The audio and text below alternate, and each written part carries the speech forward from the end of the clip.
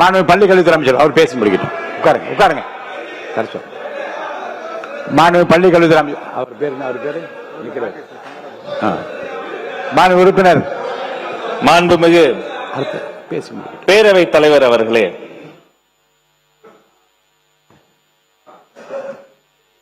தமிழ்நாட்டை பொறுத்தவரை பள்ளிக்கூடங்கள், கல்லூரிகள், கல்வி சாலைகள் என்பது வறிய ஏழை எளிய மக்களினுடைய அந்த பெற்றோர்களினுடைய வாழ்நாள் கனவை ஒரு குழந்தை நிறைவேற்றுவதற்கான ஒரு வாய்ப்பு.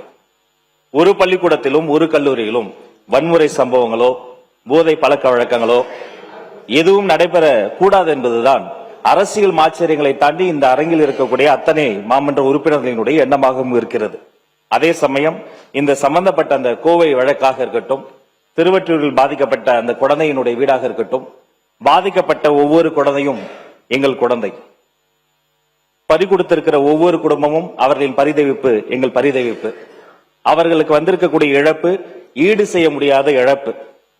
முதல் விஷயம், அந்த குடும்பத்திற்கு தேவைப்படக்கூடிய முழுமையான நேர்மையான போலீஸ் விசாரணை.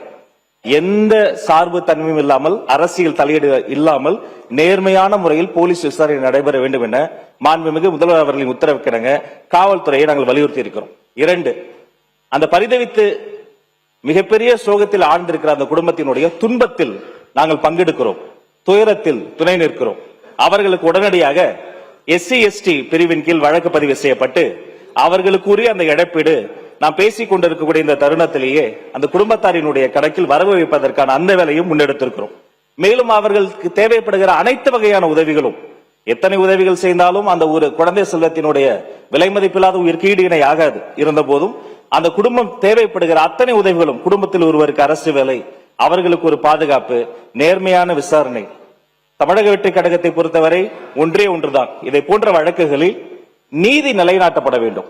அதில் என்ன இருக்கிறது? உண்மையில் அங்கு குழு மோதலா, ஒருவேளை போதை பழக்கம் இருக்கிறதா, வேறு ஏதேனும் சமூக விரோதிகள் இந்த மாணவர்களை ஆட்டுவிக்கிறார்களா, அங்க இருக்கக்கூடிய ஆசிரியர்களினுடைய உண்மைத்தன்மை என்ன, கல்லூரிகளில் இதற்கு முன்பு ஏதேனும் சண்டைகள் வன்முறை சம்பவங்கள் நடந்தால் அதனுடைய வரலாறு என்ன, இனி இதை போல் நடக்காமல் இருப்பதற்கு என்ன செய்வது என்பதில் முழுமையான நேர்மையான விசாரணை நடக்க வேண்டும் என்பதில் எங்களுக்கு மாற்று கருத்தே இல்லை.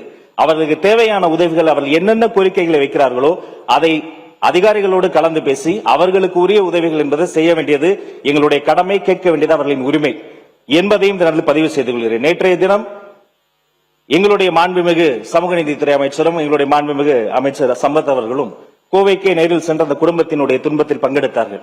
நேற்றைய தினம் பள்ளிக்கல்வித்துறை அமைச்சராக நானும், அன்பிற்கினி சகோதரர் மாண்புமிகு பொதுப்பணித்துறை அமைச்சர் ஆதவ் அவர்களும் திருவற்றூர் வீட்டிற்கே நேரில் சென்று அந்த தாயின் கரம் பிடித்து, தந்தையின் கைப்பிடித்து அவர்களினுடைய துன்பத்தை ஈடு இணை செய்ய முடியாத ஒரு மிகப்பெரிய இழப்பிற்கு எங்களுடைய ஆறுதலை தெரிவித்தோம். மேலும் திருவற்றூர் சம்பவத்தை பொறுத்த வரைக்கும் அந்த குழந்தை தனுஷ், சின்னஞ்சிறு சிறுவன், அந்த குழந்தையின் மீது தாக்குதல் சம்பவம் நடத்திய அவர்களும் சிறுவர்கள். அந்த வழக்கில் ஒருவரை தவிர அத்தனை பேருமே மைனராகவும் இருக்கிறாங்க. அப்ப இந்த பிரச்சனையை பார்க்கிற பொழுது மிகவும் வேதனையாக இருக்கிறது. அந்த பாதிக்கப்பட்ட குடும்பத்தை பொறுத்த வரைக்கும் ஒரு எதிரி கூட தப்பித்து விடக் கூடாது என்பதில் அவர்கள் மிகவும் உறுதியாக இருந்தார்கள். அந்த தாயினிடம் நாங்கள் வாக்களித்திருக்கிறோம்.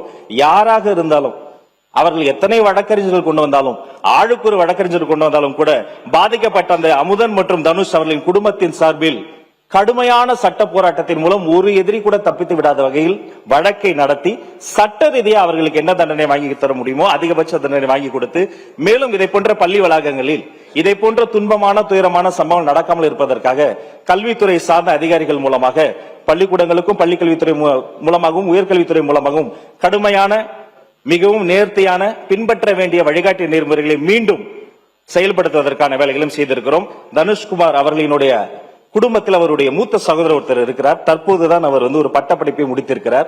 அந்த அன்பு சகோதரருக்கும் அந்த குடும்பத்தின் சார்பில் பாதிக்கப்பட்ட அந்த குடும்பத்தின் சார்பில் அந்த அன்பு சகோதரருக்கு ஒரு அரசு வேலையும் தர வேண்டும் என்று முடிவு செய்து மாண்புமிகு முதல்வர்களினுடைய அனுமதியோடு அந்த குடும்பத்திற்கு ஒரு அரசு வேலை SC/ST பிரிவின் கீழ் உடனடியாக இன்றைய தினம் 6 லட்சம், மறுபடியும் மிச்சம் இருக்கக்கூடிய 6 லட்சம், அது மட்டும் இல்லாது தனுஷ் அவர்களினுடைய தாய் தந்தையருக்கு 2 வகையான ஓய்வூதியம் சேர்த்து கிட்டத்தட்ட சற்றுப்ப மாதந்தோறும் 8000 ரூபாய் ஓய்வூதியம் கிடைப்பதற்கான அனைத்து வேலைகளையும் தங்கு தடையின்றி இரவு பகலாக செய்து முடித்து விடுதான் இந்த சட்டமன்றத்துக்கு வந்திருக்கிறோம். இனி இப்படி ஒரு சமூகம் நடைபெற வேண்டாம் என்பதுதான் எங்களுடைய நிலைப்பாடு என்பதை தெரிவித்துக் கொள்கிறேன்.